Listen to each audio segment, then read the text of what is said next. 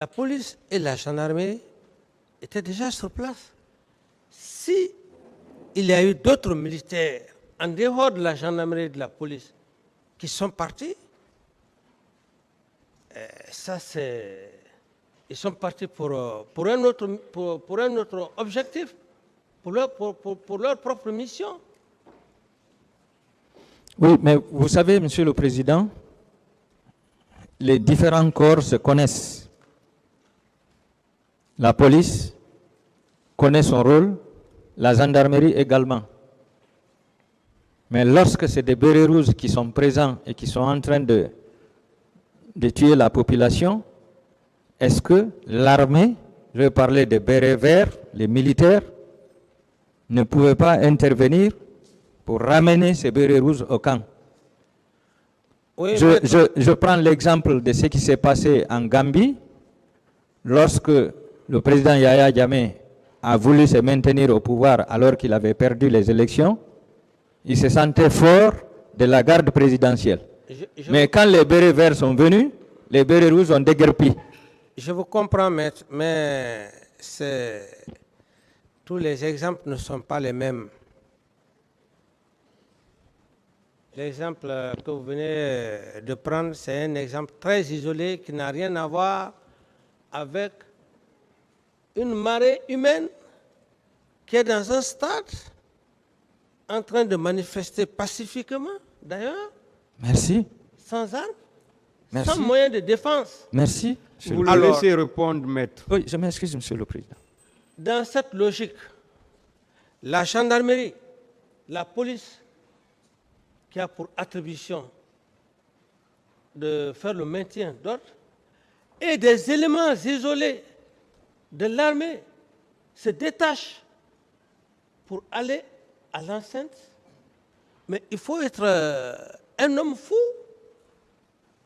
il faut être un chef d'État fou pour prendre d'autres unités, leur dire allez les déloger. Ils vont partir.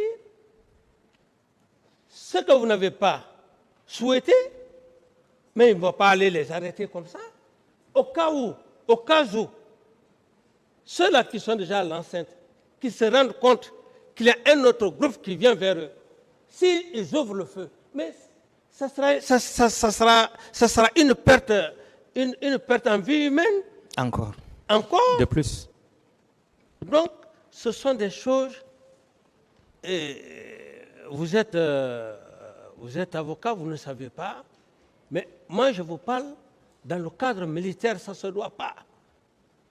Parce qu'il y a des effets collatéraux. Il y a des effets collatéraux. S'il y a eu par exemple 10, 20, 30 morts, et déployer encore une autre unité, pour dire qu'il faut ramener ces éléments isolés, il peut y avoir encore d'autres cas de mort. Ça ne se fait jamais. D'autres questions? Donc, Monsieur le Président, militairement, il n'y avait aucune stratégie pour faire arrêter ce carnage. Moi, dans ce contexte, je ne pouvais pas avoir cette folie, à moins que... Donc, vous avez préféré laisser ces militaires continuer Parce que leur la massacre. gendarmerie, les faits étaient déjà faits, les faits étaient déjà là. Les faits étaient déjà là. Donc, les faits étaient déjà là. Les faits étaient déjà têtus. Il y avait la gendarmerie et la police. Alors. Mais vous avez préféré laisser les gens Mais agir. faut-il encore envoyer une autre équipe faire quoi? Oui, donc vous avez laissé les citoyens pour leur compte devant des hommes armés. Ce n'est pas laisser les citoyens pour leur compte. Devant des hommes armés. Non, ce n'est pas laisser les citoyens pour leur compte. C'est d'ailleurs éviter qu'il y ait encore des dégâts collatéraux. Parce que ce que vous ne comprenez pas, vous, les hommes de loi, la façon dont vous analysez les choses, l'armée, ce n'est pas comme ça. Pour arrêter un militaire ou un groupe de militaires, c'est les échanges de coups de feu. C'est les échanges de coups de feu. Alors, et quand il y a ça, ça devient compliqué. Ça veut dire que le terrain était fertile pour ceux qui étaient là. Ce n'est pas que le terrain était fertile. Le feu vert était donné pour qu'il continue, Je Monsieur veux le juste Président. vous expliquer. S'il vous plaît, Monsieur Camara. Maître, vous le laissez finir. Oui, Monsieur le Président. Vous le laissez finir complètement. Après, vous posez une autre question. Sinon, ça devient une discussion. Je vous remercie, Monsieur le Président. Je veux juste vous faire comprendre que le contexte n'est pas le même que vous êtes en train d'analyser. Alors si vous me comprenez, tant mieux. Si vous n'arrivez pas à me comprendre, maître, on ne fera pas de cela un débat houleux. Je vous comprends. D'autres questions? Merci, Monsieur le Président. Monsieur le lieutenant Aboubakar Sidiki Diakité déclarait que vous auriez amené 250 recrues de l'armée du centre de formation de Siam qui ont été habillés en civil et armés pour aller au stade. Que répondez-vous? Oui, maître, c'est pour cela que j'ai été très clair.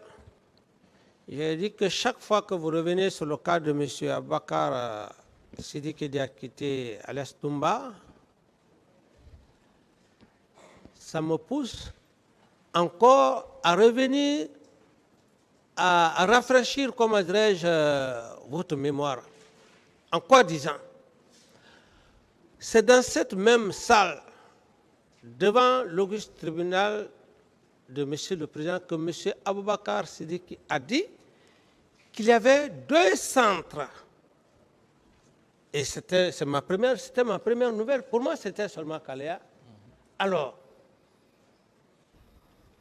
et dans les explications, il a démontré de A plus B pour dire que ce recrutement était tel, et que le général Sekouba n'était pour rien, etc., etc., etc.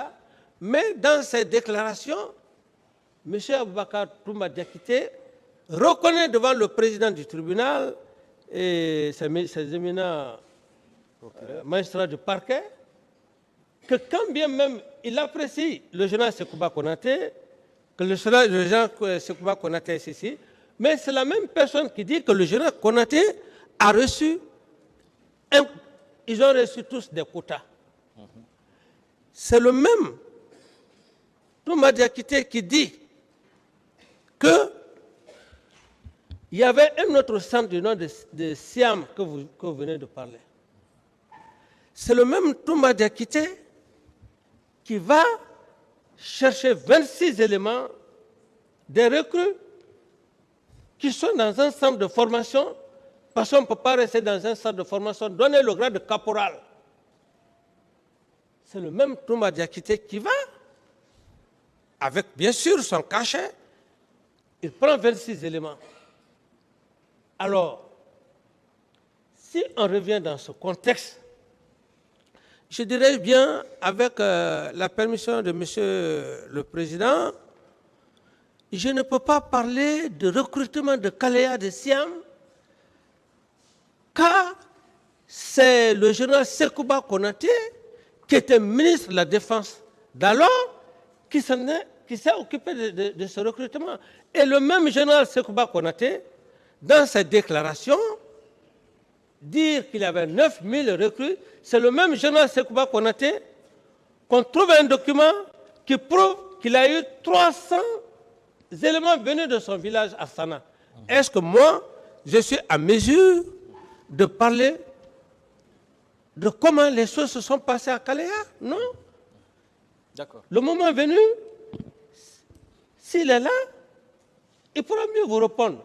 Le président ne s'occupe pas du recrutement. Merci, Monsieur le Président. Effectivement, il disait aussi que ce jour, des milliers de recrues venant de Kalea qui ont été formés par des instructeurs israéliens sur financement de Benis Teismer, qui a obtenu le financement des blocs 1 et 2 de Simandou, étaient infiltrés au stade pour massacrer la population avec des armes blanches, notamment des couteaux et des machettes. Merci, qu'est-ce que vous répondez? Pour la précision. Voilà. C'est des hommes honnêtes comme ça. Non, c'est sincère. Je sais que c'est une partie adverse. Mais quand on est sincère, on est sincère. Des questions. Oui. Monsieur le Président, que répondez-vous également à Monsieur Toumba quand il déclarait que ce sont vos proches, à savoir Marcel Guilavogui, colonel Claude Pivy, Joseph Makambo et Georges Théodore Kourouma qui auraient supervisé les événements au stade? Merci, maître, pour la question. Cette question est extrêmement importante parce que ça va revenir devant les éminents magistrats du parquet. Vous m'avez d'ailleurs aidé. Maître, merci pour la question. Vous m'avez aidé. Pourquoi? Parce que le parquet est à la recherche de la complicité du capitaine Dadis devant monsieur le tribunal, monsieur le président du tribunal. Si monsieur Toumba, dans sa déclaration, ne dit pas le nom de Camara, s'il avait dit, prononcé le nom de Camara, ce serait autre chose. Mais il dit le nom de certaines personnes. Monsieur le Président, à ce niveau, moi je ne suis pas là pour accuser qui que ce soit. Cette affirmation n'engage que la personne qui a eu à faire cette déclaration. Si dans cette déclaration, il était dit que M. Camara, au cours de cet événement, il m'a dit d'aller prendre des armes. Cher éminent procureur, vous me suivez parfaitement, j'aime bien que vous me suivez. S'il avait dit, dans cette déclaration ici, parce que j'étais au box, j'entendais, s'il avait dit, au moment où il parlait des armes, s'il avait dit, le président m'avait dit, ou le président a dit, que d'aller chercher des armes, on aurait parlé de complicité. Nulle part il n'a parlé de ça. Alors, par rapport à la question de maître, mais je vous dirais simplement que merci pour cette question, cette affirmation. Vous m'avez dédouané devant les éminents magistrats du parquet. Il dit que ce sont vos proches, ce sont vos proches. Voilà. Oui, mes proches, la responsabilité pénale, elle est individuelle. D'accord, je passe, Monsieur le Président. Que répondez-vous également à M. Toumba Diakité qui déclarait que vous aviez mis en place une garde présidentielle parallèle qui était sous votre commandement? Oui, je dis que, vous savez, quand on est devant un tribunal criminel, chacun a besoin de dire ce qu'il veut. Ce qu'il a dit, moi je suppose que ce sont des allégations pures et simples. Parce que M. Toumba Diakité, sachant, quel que soit le plus grand avocat du monde, même s'il quittait sur la planète Mars, il ne pourra pas le défendre, le blanchir, parce qu'il a eu le courage de dire devant le tribunal criminel que le président Dadis ne m'a pas donné des instructions. Donc, il est parti pour une mission qu'il connaît. Alors, par rapport à la question, il ne veut pas aller seul. Il veut toujours aller avec l'homme qu'il a tenté de le tuer, puisqu'il n'a pas pu. Donc, devant le tribunal, devant l'auguste tribunal, M. Toumba veut simplement aller avec le capitaine Dadis. Mais par la grâce de Dieu, après tout ce qui s'est passé, aucune preuve, il n'a dit ici, il n'a parlé nulle part que je suis complice avec lui. À tout point de vue, il s'est érigé d'ailleurs en avocat défenseur des choses du général Sekouba. Le même Sekouba, je ne sais pas, parce que Dieu là, il est puissant. On ne blague pas avec les sourates. Il parvient à dire qu'ils ont eu des quotas. Alors, maître, toutes ces allégations, je veux simplement vous dire, Toumba peut avoir toutes les argumentations. Il ne veut pas aller seul. Il veut que vous alliez où ensemble? Il veut s'approcher à moi. Oui. Parce qu'il a commis des faits qui sont graves. Il a désobéi son chef. Il est parti au stade sans mes instructions, sans mon ordre. Et ce qui s'est passé en voyant la gravité de ça, c'est tout son objectif. Mais moi, je n'ai rien contre lui. On est devant des personnes qui sont aguerries, qui sont réfléchies. D'accord. D'autres questions? Merci, Monsieur le Président.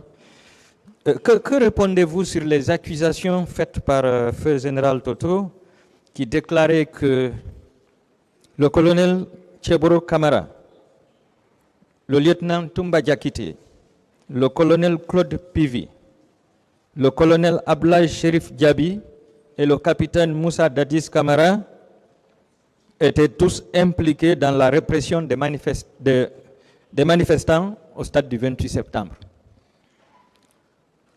Pour cette partie, je crois que même cela existe dans le droit pénal. Dès lors qu'une personne n'est plus en vie, toutes ces déclarations, à ma connaissance, tombent à l'eau parce que il n'y a pas de confrontation. Et le président va être embarrassé par rapport à une confrontation. Autrement dit, je respecte la mémoire du feu général Toto, qu'un jour aussi, nous sommes appelés un jour Dieu a appelé un jour à nous rappeler cette affirmation. Pour le respect de sa mémoire, je ne fais aucun commentaire. D'accord. Et que répondez-vous à la déclaration de feu colonel Sambarou Diamanka sur son PV qui déclarait que les militaires qui sont sortis pour le 28 septembre sont sortis du régiment commando Kandadis?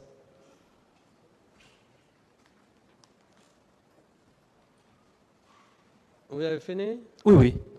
Oui, c'est la même chose, maître. C'est des personnes qui ne sont plus dans ce monde. C'est pas tout. Alors, j'aurais souhaité, si vraiment j'avais ce pouvoir, répondre à ces questions si ces personnes étaient vivantes. Alors, ces affirmations, maître, pour le respect de leur âme, et le repos de leur âme, cette affirmation n'engage que parce qu'il n'y a pas de moyen de confrontation, il n'y aura pas de moyen de confrontation. Mais je ne vais pas rester ici dire de n'importe quoi sur ces âmes. D'accord. Mais sachez, mon président, que lorsque le général Toto faisait cette déclaration, il ne pouvait pas imaginer qu'il n'allait pas être là aujourd'hui. Oui. Donc, il aurait souhaité quand même une confrontation avec vous. C'est pourquoi il a été responsable au moment où il donnait ces informations. Je passe quand même. Le général Konaté a fait des interviews sur Cristal 24. Au cours de ces interviews, il a fait une déclaration. Il a dit: on doit envoyer tous les chefs d'état-major à la CPI. Tout le monde sait que le capitaine Dadis avait recruté 9000 hommes. Ce sont eux qui sont venus au stade pour massacrer la population. Il ne faut pas accuser Toumba comme ça. Ce sont les hommes de Dadis qui étaient à Kalia qui sont venus massacrer la population. Que répondez-vous à cette affirmation? Maître, moi je ne peux que remercier le Tout-Puissant, Dieu. Je ne peux que remercier le Tout-Puissant Dieu. Parce qu'il a toutes ces déclarations, à un moment donné, un homme que vous lui avez porté confiance, vous partagez le pouvoir avec lui. Et ce qui est d'ailleurs choquant, on peut perdre le pouvoir. Mais lorsqu'on vous fait perdre le pouvoir, qu'on ne tue pas des gens pour mettre sur votre tête, Dieu n'accepte pas ça. C'est pour cette raison que le général Sekouba et Toumba, par la grâce de Dieu, il sera en face de Monsieur le Président de l'Auguste Tribunal. Est-ce que vous demandez sa comparution? Lorsqu'il fait cette déclaration, permettez-moi, lorsqu'il fait cette déclaration, il dit, bon voilà, d'ailleurs il y a même autre chose que vous n'avez même pas dit, il dit qu'il peut m'envoyer en Guinée, mais il est qui? Qui peut m'envoyer en Guinée? Moi je ne suis pas président, il était mon subordonné, je suis là devant l'Auguste Tribunal. Personne n'est au-dessus de la loi. C'est un citoyen comme moi. C'est cette partie-là même que vous avez oubliée. Il viendra ici, s'il se dit, général d'armée, moi je suis capitaine, c'est pourquoi hier je disais à vos confrères, je vais mourir avec mon grand capitaine parce que je suis digne et j'assume mes responsabilités. Ma responsabilité c'est quoi? Je suis venu devant l'Auguste Tribunal en pleine liberté, me constituer président devant le procureur. C'est moi-même qui me suis constitué prisonnier. Et devant Monsieur le Président, je me suis constitué prisonnier pour que la vérité jaillit, pour que les faits soient clairs. Merci, Monsieur le Président. Par rapport à ça, toute la sagesse reviendra à Monsieur le Président et le moment venu, si c'est opportun, mais ce sont c'est du bluff ça, se vanter. On ne peut pas se vanter devant un peuple. Est-ce que vous demandez sa comparution? Mais bien sûr. Monsieur le Président, moi-même je demande sa comparution. Mais bien sûr qu'il vienne. Il a géré la Guinée. Je l'ai géré. Je passe. Qu'on fasse confrontation. C'est bon, merci, Monsieur le d'autres Président. questions. Répondant à la première question du pôle des juges d'instruction, vous avez déclaré, citation, « Je ne suis pas heureux par rapport aux crimes odieux et aux massacres crapuleux qui ont été perpétrés par mes compatriotes. » Est-ce que vous reconnaissez que ce sont vos hommes qui ont massacré cette population, Monsieur le Président? Oui, bon, en quelque sorte, j'ai dit que je ne suis pas heureux, mais on est tous Guinéens. C'est peut-être la corporation qui diffère, mes hommes, ben, c'est les militaires. Mais je sais que c'est eux qui sont partis au stade. C'est ça, il n'y a rien à cacher dans ça. Monsieur le Président, oui. Est-ce que vous pouvez accepter de citer pour le tribunal, ne serait-ce que 10 éléments qui ont participé à ce massacre pour le tribunal, s'il vous plaît? Non, maître. Parce que ce sont vos hommes. Écoutez-moi, maître. Quand on me demande de citer 10 avocats ici... Laissez-le répondre, maître. Vous avez posé la question. On ne joue pas devant un tribunal criminel. On ne joue pas. Tout ce que tu dis devant un tribunal criminel, sache que ce sont des hommes qui sont là, qui sont réfléchis. Mais si tu veux faire croire que tu es plus réfléchi qu'eux, mais tu es en train de te mettre, comme on dirait, dans ta propre tombe.